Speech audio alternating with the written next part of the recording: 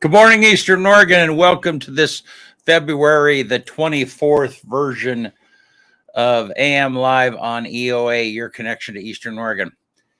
Hey, how are you, man? How did we piss somebody off before the show even started? I don't know. Like, there's an angry. I looked her up already. I don't know her. I don't understand. Like, you're angry, and we haven't even talked yet. Well, maybe she doesn't like Alex. Do you have any haters? That's the only thing I can think. Yeah. I mean, because that's the only thing I can think. But I don't know the person. Yeah, I would say that sometimes sometimes you can, and I've done this, you accidentally hit an emoji and it is like, I don't know how to get it off anyhow, because I've done that before. I don't know. Yeah.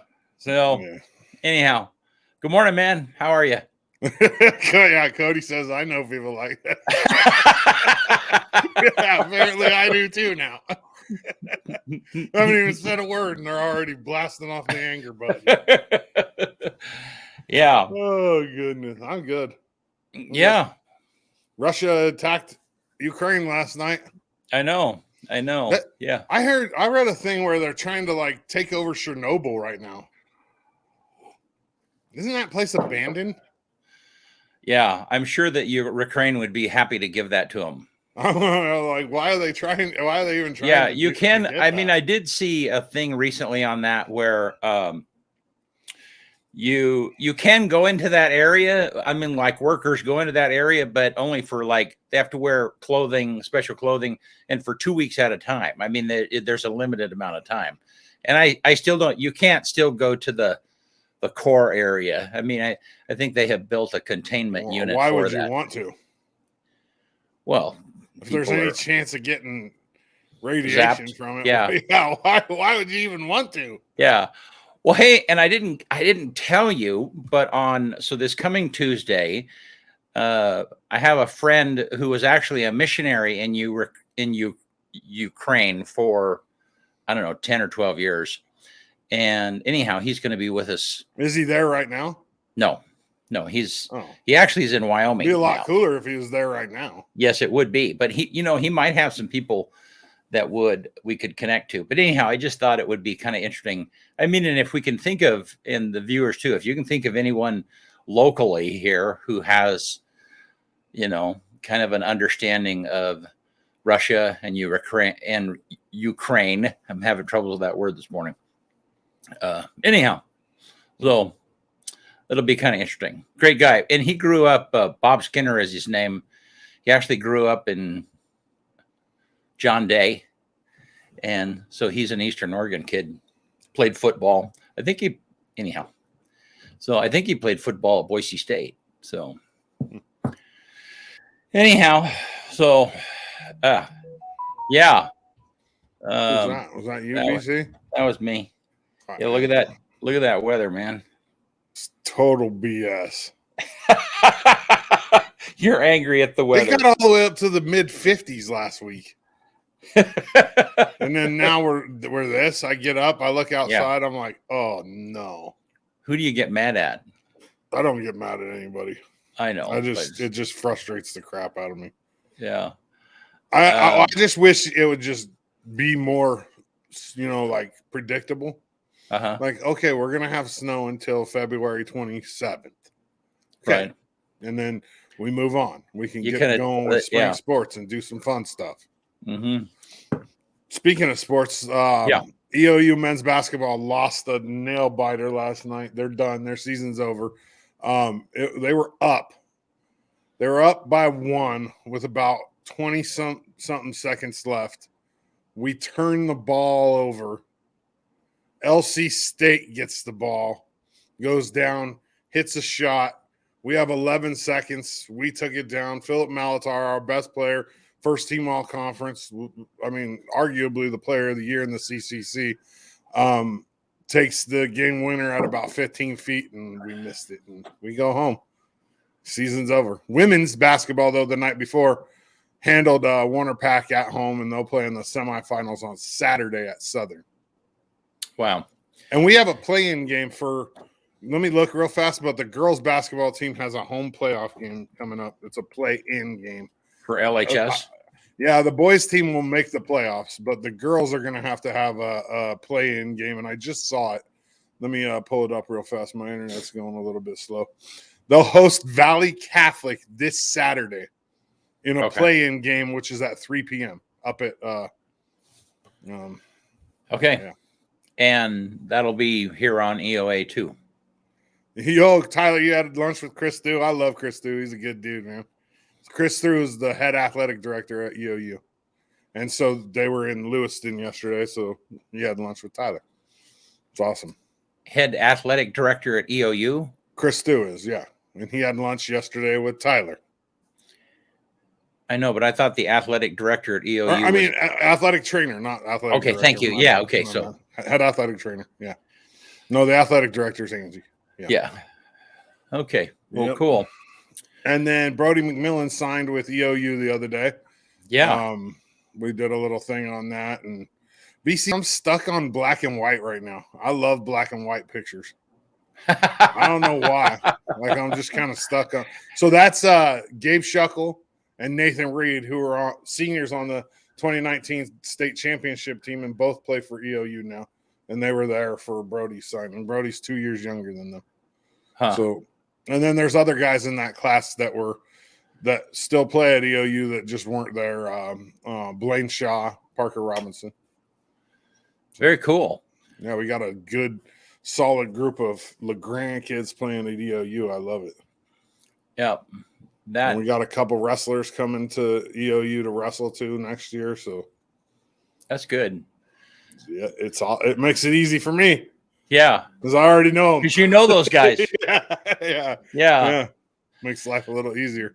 So, yeah, and talking about a local kid, so Peasley went to Wyoming. Talk about that. I mean, when you and Johnny were talking about that the other day, that was new. I hadn't been following that. Yeah, he transferred. So he was at Utah State last year and just didn't.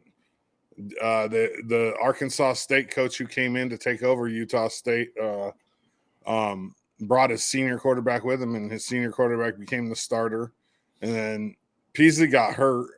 They played Oregon State in the bowl game. Their starter, Bonner, got hurt, and Peasley was already hurt, so their third string came in, and he did really good. And I think that was part of the decision. And the funny thing is Wyoming and Utah State swapped quarterbacks.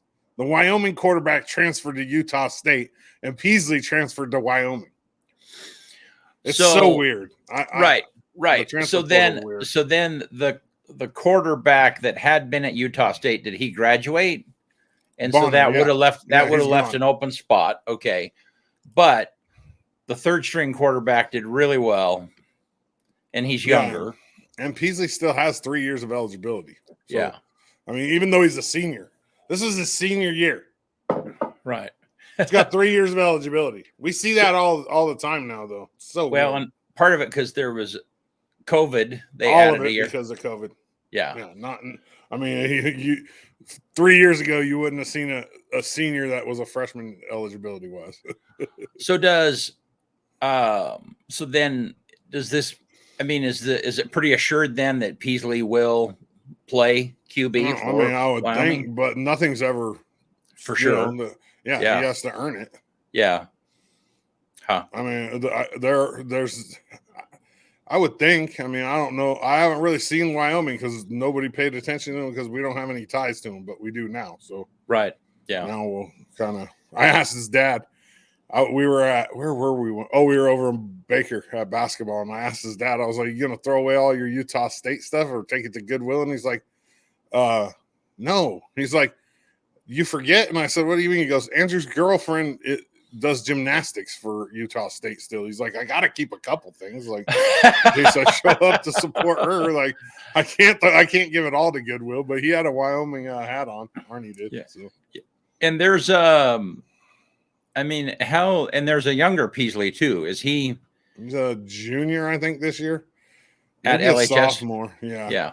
He hasn't really had a shot yet. I don't know much about him. I mean, he's young. Yeah. So yeah, we'll see as he comes up.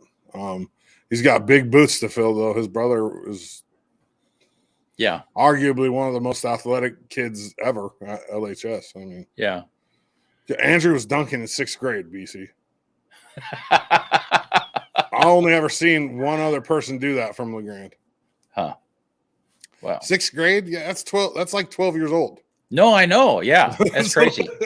Yeah, those are the kind of guys that every 6th grader hated. Yeah, but every 6th grade boy hated. We had one in my class. So athletic.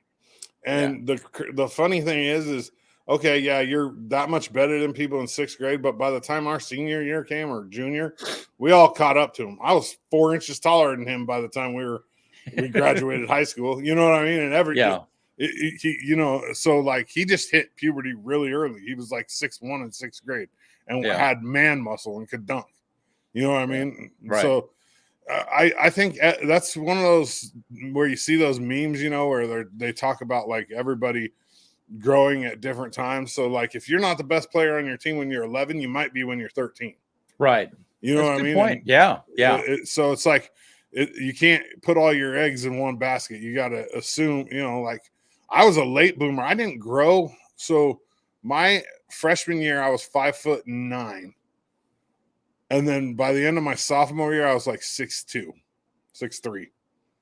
And that put like 10 miles an hour on my fastball in baseball. You know what I mean? Just growing. And it's weird though, because my son's already 6'5". Yeah. He's a sophomore. Yeah. And so how big were your feet though when you were 5'8"? I mean, were they big? Yeah. I mean, I remember my brother who's, I think he's 6'2" or 6'3", or at least he used to be. He's older now. And I remember his feet were gigantic even when he was young. And my son has bigger feet than I do already. Yeah. He wears 2 sizes bigger than me. Wow. And he's only 15 years old. It's insane. Yeah, I had somebody made fun of me once for big feet, and one of the adults said, "Well, you can't build a skyscraper on an outhouse foundation." It's like, good word. Yeah. All righty. Well, hey, so Alex McHaddad, our news director, is with us, and we're glad to have you, Alex, jumping in here with us. How are you this morning, man? Cold, just like everybody else. Well, I think you'd be warmer with that whole beard makeup thing. Oh, it definitely helps. I feel really sorry for you not having one. Yeah. Is Alex in a wind tunnel or something? I think that microphone is just a little loud. It's just noisy. Yeah.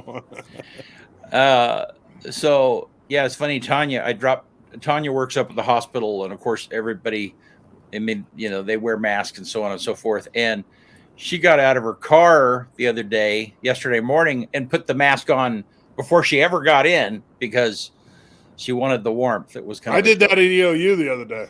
Did you? I put it on out in the parking lot. Yeah. Like this is cold. Yeah. Yeah, because it's a long walk. I don't park in the school anymore because I got too many parking tickets. So I park all the way out at in the football parking, and I put that mask on right away in my hood.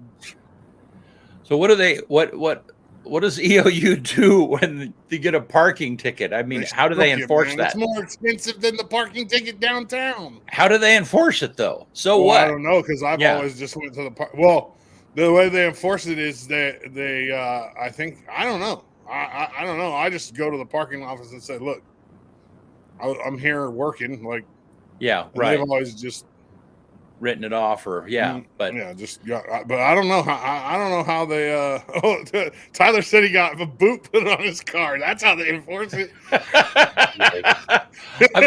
I've always thought it was funny because it's like, and the parking ticket, to get a ticket to park, it's not convenient. You gotta go find one of those vending machines wherever they might be hiding. There's only one. There's only one?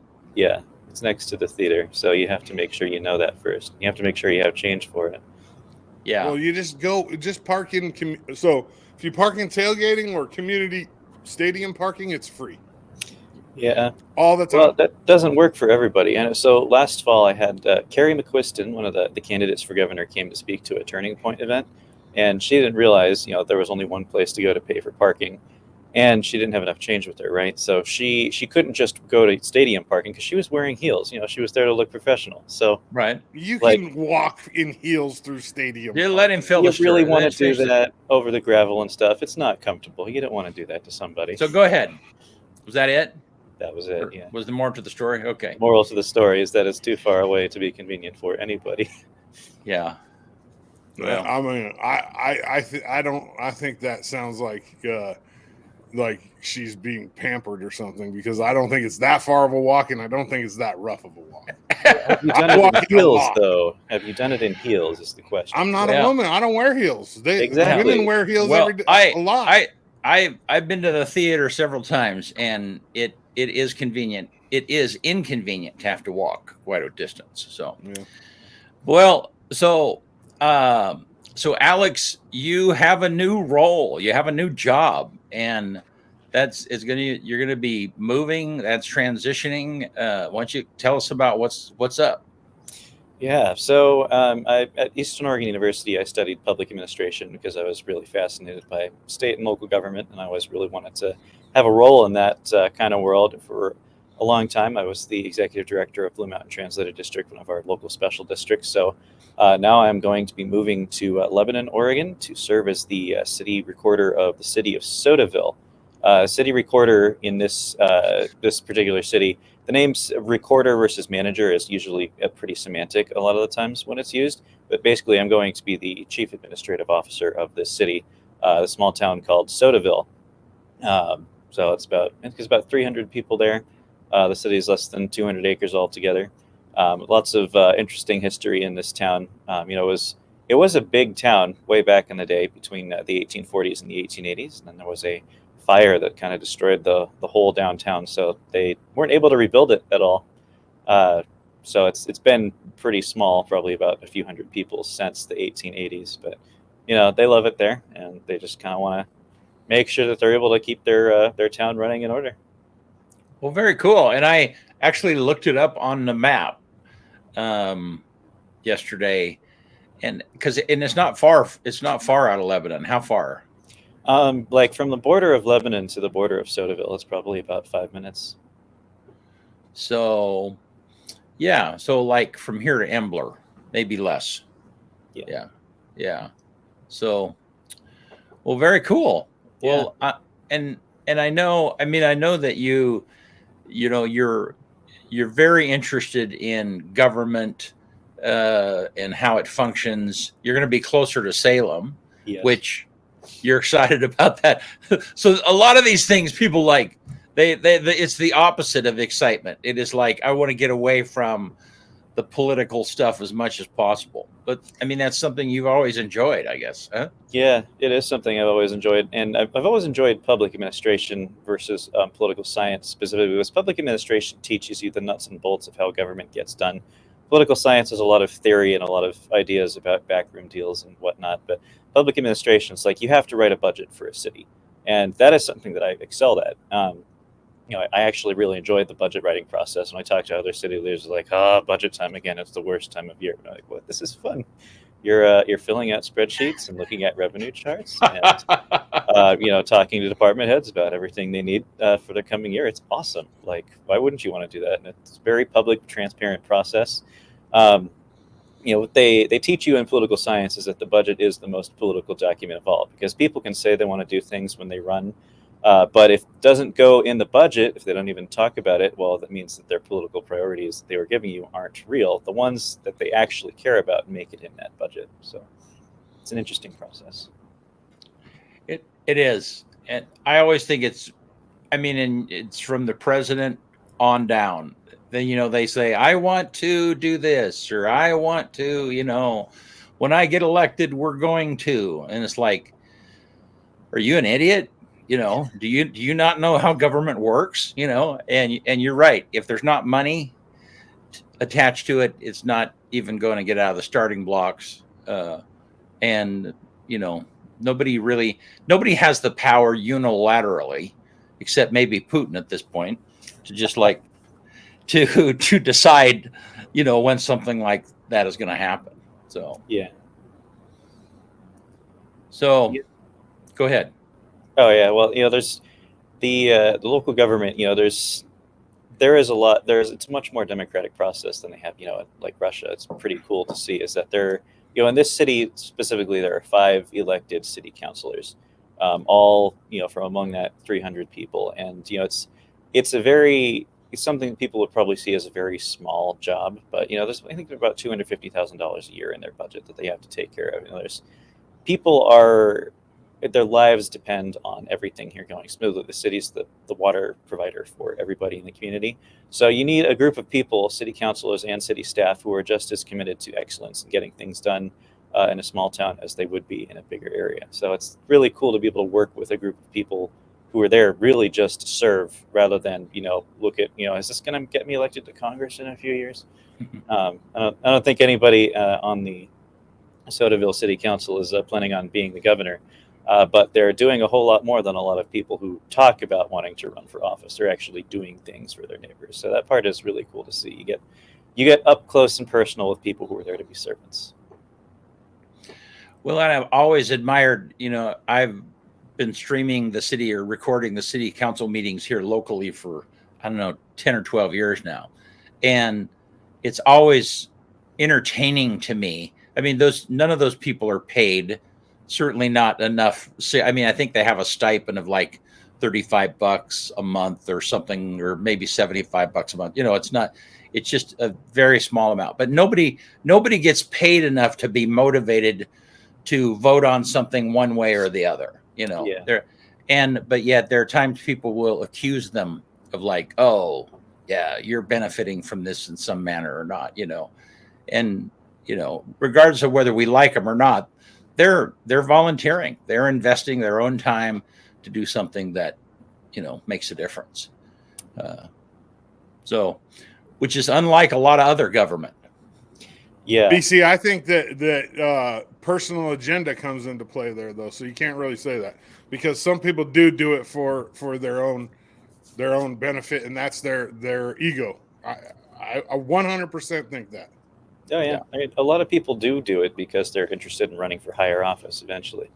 I served on I was the student representative to my community college's board of trustees when I was in community college, and one of our trustees was running for state assembly, and that was kind of the driver behind some of the votes that he took. He talked about, hey, here's how I voted, during this board of trustees meeting. Please vote for me down the line, that kind of thing. So, yeah, it happens. He was a nice guy, and he genuinely cared. It was just kind of like, well, we kind of know what this is about, so there's not really a whole lot of escaping it.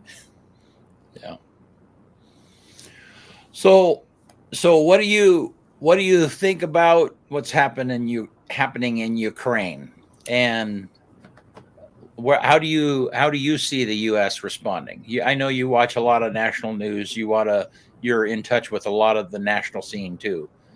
Give us your take. What's happening in Ukraine is horrifying. This is a conflict that's been going on for 7 or 8 years. The breakaway regions that Putin is targeting have been effectively involved in a civil war with Ukraine for the last 8 years or so.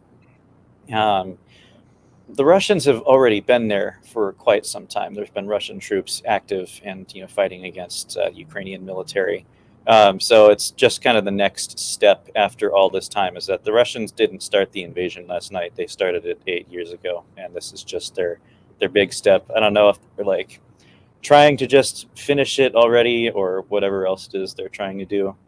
I know in, I think 2008, about 15 years ago, something like that, they did something similar in Georgia, where there were 2 rebel regions who decided they wanted to secede, and Georgia said, sorry, you can't do that. So Russia basically just destroyed all of Georgia's infrastructure. And now they're doing it again. And Russia uses these breakaway regions for its own political gain, to gain influence over other people. I think there was a country in the South Pacific, Nauru, that had like all of its main export was guano for industrial chemical uses. And they basically kind of ran out several years ago. So they needed a bailout, and they were asking all sorts of countries like, hey, can you help us out? We're not able to provide, infrastructure or benefits to our people without the revenue that we used to have. And Russia said, hey, we'll just bankroll your country's operations as long as you'll recognize these 2 breakaway regions in Georgia as independent countries. So if they did, and Russia uses that kind of thing to flex its power. So anybody in those breakaway regions in Ukraine that thinks Russia is doing it out of benevolence, they're being lied to. And Putin is just going to use them as little puppets in whatever game it plans to play in the future. So what is define breakaway region a little bit. So the eastern area of Ukraine is called Donbass, and so Ukraine is divided into provinces, like we're divided into states in America. They're divided into provinces. So the 2 provinces where the civil war has been taking place are Donetsk and Luhansk. And let's see.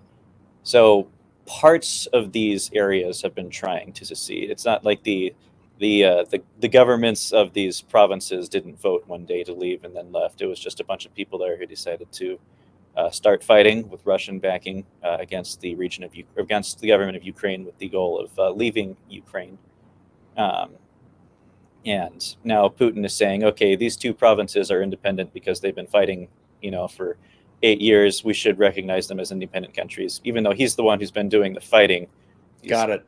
Acting like, it's a popular people's movement. They got to rise up and rebel. Well, no, it's you, Putin, and I see. So then him declaring these 2 areas as independent countries now are okay, I get it. So then they have been wanting, or at least with Putin's backing, they have been wanting to separate from Ukraine for a while, and he's just taking advantage of that.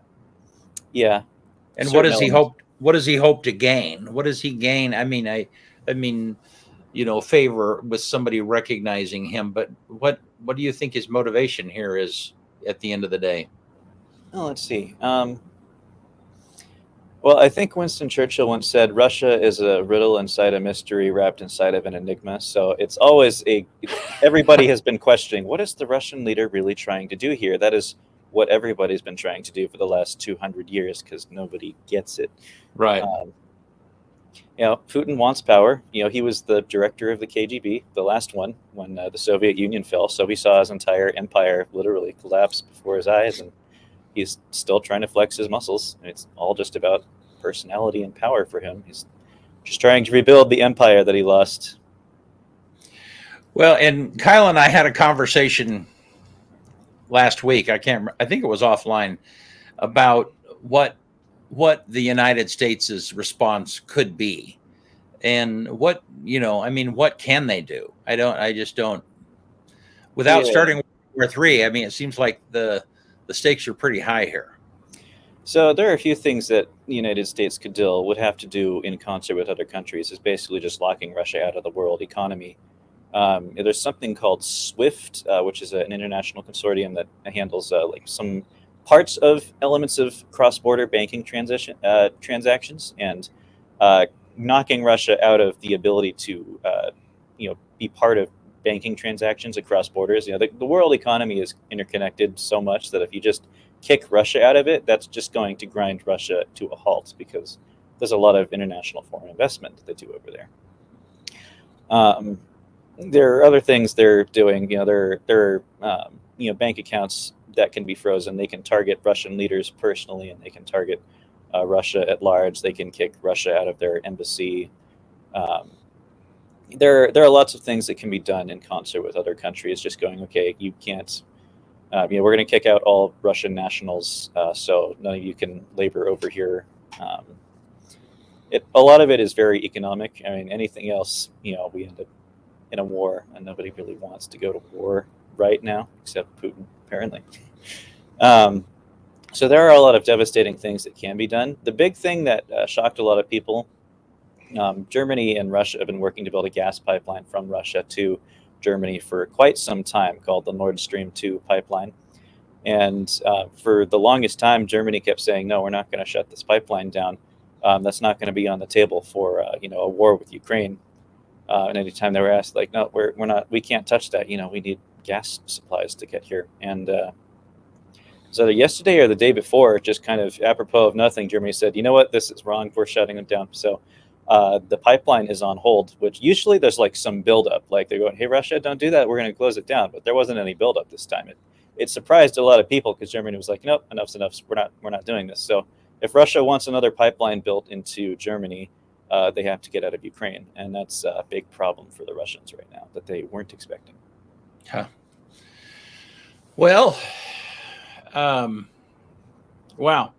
You I think you know more about this than Doddsy and I did. We were just shooting from the hip the other day. I do know something that he left out though. What's that? One of the most important things is land position. The Ukraine's right on the Black Sea, and it extends that. Yeah. And then also iron ore.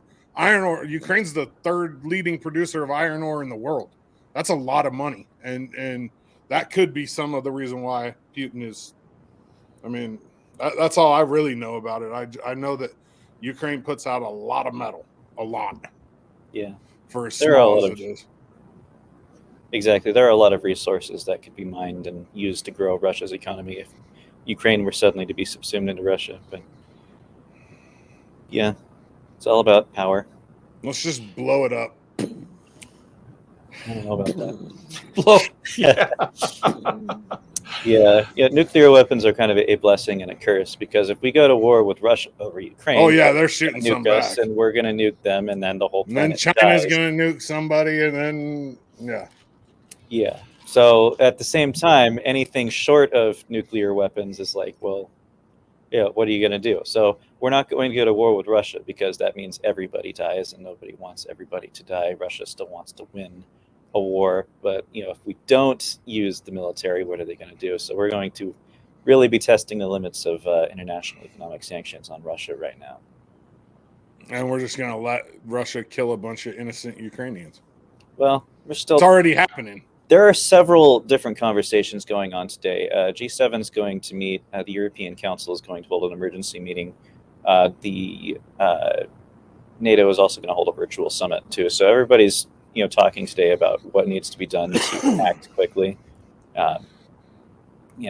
So we'll see probably later today, a list of actions that Western governments are going to take to put the screws on Putin. So he. But I don't think anybody's going to go in there and physically stop him. No, I don't think Ukraine isn't publicly asking for that. I mean, it would be nice if we could have some sort of way to just go, hey, Putin, knock out, send in some sort of military force that could keep them away. But, the big problem right now is that the United Nations Security Council is supposed to be the one that, is taking care of situations like this, but they hold a rotating monthly chairmanship. And for the month of February, Russia is in charge of the United Nations Security Council. So. Oh, that's interesting. Yeah, it's great. Yeah, so it's likely that the UN probably can't even send in peacekeepers. There are some protocols in the General Assembly that would allow something like this to be mitigated, but then that's when Russia starts pulling economic strings for other people, and we have to start seeing, do we have enough votes to whip to get the General Assembly to unite for peace and send in a peacekeeping force, that kind of thing. Who knows? Well, and I mean, I can't imagine Russia being convinced one way or the other by a peacekeeping force from UN. I just don't. I mean, they're prepared for. I mean, they're trying to show a huge buildup of force for a reason. So, yeah. Do you think there's a chance that Ukraine won't defend itself? They'll just kind of lay down their arms and. Oh no, they're defending themselves right now. There is active conflict going on. The country's reserves have been called up into active duty. So. Yeah, but they can't match up with Russia. Yeah, but they can at least make it difficult. Yeah. Yeah. Ukraine has a modernized military with, all the accoutrements you'd expect from a modern Western country. So Russia's not going to be able to steamroll over the country. Ukraine's going to be able to fight back a little bit. It's not going to be able to beat Russia, but they can make it difficult for Russia. And that kind of difficulty could make it a lot less appetizing for people in Russia to want to be a part of a war like this. All right. Well, hey, let's change a little bit. If to what if you had your dream job out there, Alex, what, 10 years, 15 years from now, what would it be? What do you want to do when you grow up? No, quite honestly, I mean, this is basically the dream job. I love local government, so city manager is exactly what I want to be doing with my life. So probably one that pays a little more than this one, but you got to start somewhere. This one does pay pretty well with some good opportunities alongside of it. Ultimately, I think the dream job would be just one that basically is like this. I think the other component of it would be, a city that's interested in growing a little bit more. Sodaville is a very small town. There's only one business there. There are 2 churches and a charter school. But otherwise, it's basically just a bedroom community. And the key role of the city of Sodaville is just to make sure that municipal services get maintained. The city's only big projects really are making sure that water gets there, sewer.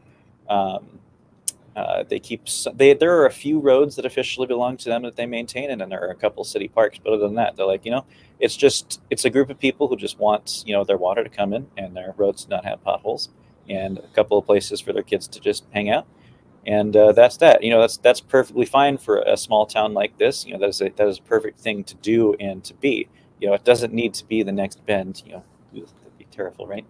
What I would like to do, probably dream job, would be a city that is in the position to grow with an interest in growing, rather than one that's it's one that's just kind of stuck where it is and doesn't need to move. Cool stuff. Well, you still are going to be doing things for us remotely, and people don't understand that there's for instance, this show right now is streaming simultaneously to the web, Facebook, YouTube, and also to our Roku channel. Did I miss anything? And there's an audio version too that people can listen to. And then after it's done, then all of those files have to be, the front end is trimmed off with where the countdown was, and then it's got to be categorized into a playlist.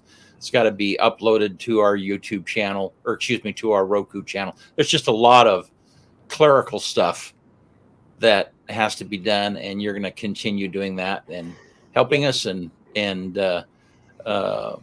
we're working on changing up the evening news roundup a little bit, so that it's a little more digestible for people. Still trying to find that loop, that place. And so anyhow, you're going to continue to be involved, and we really appreciate what you've done to help us, Alex. Definitely. And I'm looking forward to that.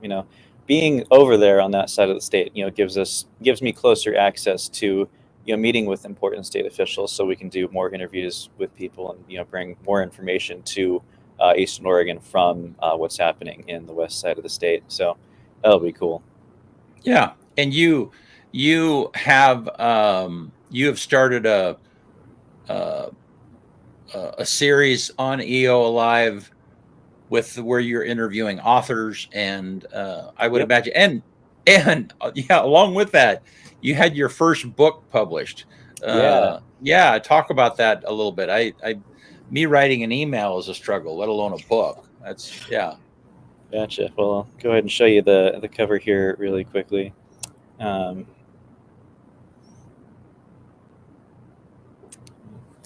So this is what I got. You can get it on Amazon and as an ebook or a paperback. So the novel is called Sands of Jana Ignoble. So for those who know me really well, creative writing has been like my number one hobby since 5th grade. I'm writing constantly when I'm not at work or doing something political. I'm in my house, writing about fantasy elements. So for the first book I published, I wanted it to be something small, short, concise, snappy, and easy to digest that still left room for more expansion later on, gave people kind of an idea of the world that I was building. This was the hardest book I ever had to write because it was the simplest I ever had to write. The plot is very simple. Somebody gets kidnapped and the protagonist rescues them. That's it. And I had to write a full-length book with that, just very minimal plot and keep it from spiraling into something more complex. So that was it was a very difficult exercise for me, but I think I really of course I'm going to say I think my book is great, but I got done what I set out to do, so I was pretty proud of that accomplishment. And it's been fun learning about the publishing process. It's a lot easier to publish a book today than it was back in the day. Self-publishing used to have a less than stellar view, according to a lot of people. If you wanted to publish a book and you didn't have a publishing house that was interested in getting you, you'd probably have to call up what's a vanity publisher. In a traditional publishing setting, they pay you basically to write books, whereas a vanity publisher is the opposite. You pay them to get your books published and written. Whereas now, with Amazon, it's pretty simple to go through and get a book published without a whole lot of expenses for yourself personally. They have, it's called a print on demand service. You write a book, you send it to them, and anytime anybody wants it, they print that book and send it to them, rather than printing 10,000 copies. It's just one at a time when people want it. And of course, ebooks make things a lot easier to distribute too. But yeah, it's been a cool process talking to other people about the best ways to get it done, getting it edited, and designing covers and all sorts of things. I did the two things wrong that they say never to do yourself. One is editing it yourself. So I have an English degree, and I put some editing tools together to make sure that the book doesn't have any errors in it. And the other thing I did was the graphic design for the cover. I was able to purchase some artwork and then put the cover together myself after that, which again everybody says you shouldn't do. So I have a lot of graphic design experience myself, so that wasn't as big of a problem for me. But most people are like, yeah, you probably shouldn't edit your book yourself, and you probably shouldn't design your cover yourself. If you can get somebody to do those things for you, you probably should. I did have help with the editing process. I put it in front of a bunch of other people, like, hey, there's a typo there, fix that kind of thing. So it wasn't just me doing it. The number one thing you can do if you don't have the ability to afford an editor, one, you can read it yourself. You can get something simple like Grammarly to help check out any spelling errors, and you put it in front of as many other people as possible, because people will tell you, hey, there's a problem there. So that was fun. The other part of it was learning about the business of self-publishing. So I tried to talk to several different people. One of the best pieces of advice actually came again from the mayor of Baker City, Carrie McQuiston. I guess this is just her hour. She's a book publisher by trade. So I asked her, when she came to LeGrand for an event, I was like, hey, so I'm interested in publishing a book. Do you have any advice? And she said, well, two things you got to know. A lot of writers are good at writing, but a lot of them don't know the business of publishing. So if you're going to write and try to make a career out of it, you need to learn the business. You can't just, be good at writing and hope it carries you and hope somebody sees, oh, that person's good, I want to offer them. No, you need to know what the business of self-publishing is like. So, or publishing in general. So I did a lot of research on the business of publishing and the marketing that goes into it. Beyond that, there's studying the business was also really good at getting me prepared to understand, the results of marketing your book. If you're not marketing at all, you're not going to make any money publishing a book, obviously. There are lots of things you can do to make sure that a book does, do well in sales. And if you're not doing that, well, that's kind of on you.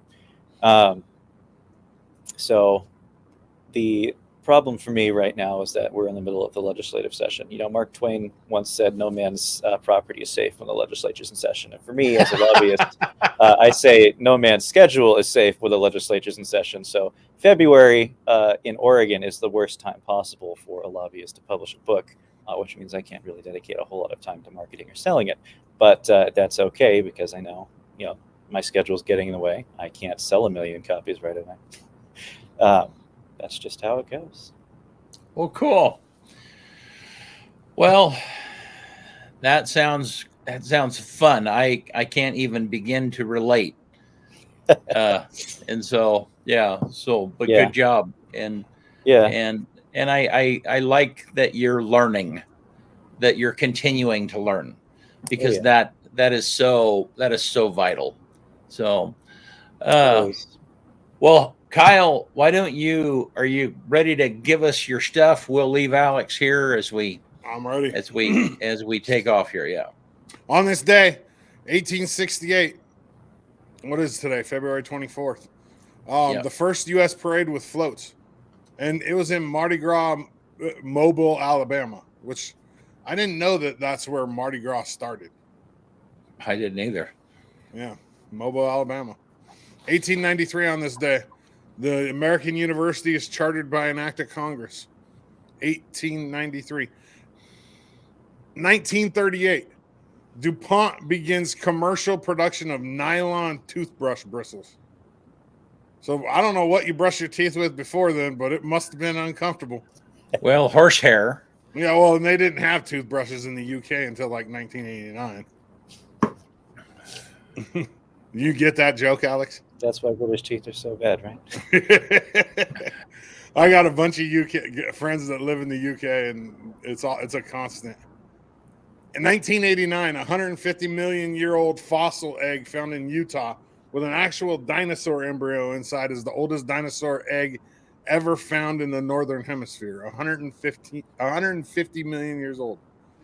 In 2014, a 4.4 billion year old crystal is discovered to be the oldest known fragment from the Earth's crust. 4.4 billion years old. In 2020, scientists identified the first animal that doesn't need oxygen to breathe. And it's a parasite that lives in salmon tissue. And it's the only animal on the planet that doesn't need oxygen to breathe. It's the only one. Interesting. Isn't that crazy? Yeah, there's only one, and it was just found 2 years ago. Let's see the number. Let's do the number one song. This is in 1972. Al Green, Let's Stay Together. 1972 on this day. And then the quote for today comes from Babe Ruth. Never let the fear of striking you out stop you from playing the game. Babe Ruth. That's it. That's all I got, BC, on a Thursday. Cool stuff. What do you got going on here? I would just added Alex back in here. Thanks a bunch, everyone, for jumping in with us this morning. Thank you, everybody. Yeah, and thanks, Alex. Yeah, and good luck, man. Thanks. Yeah. See you Tuesday. See you all Tuesday. Bye.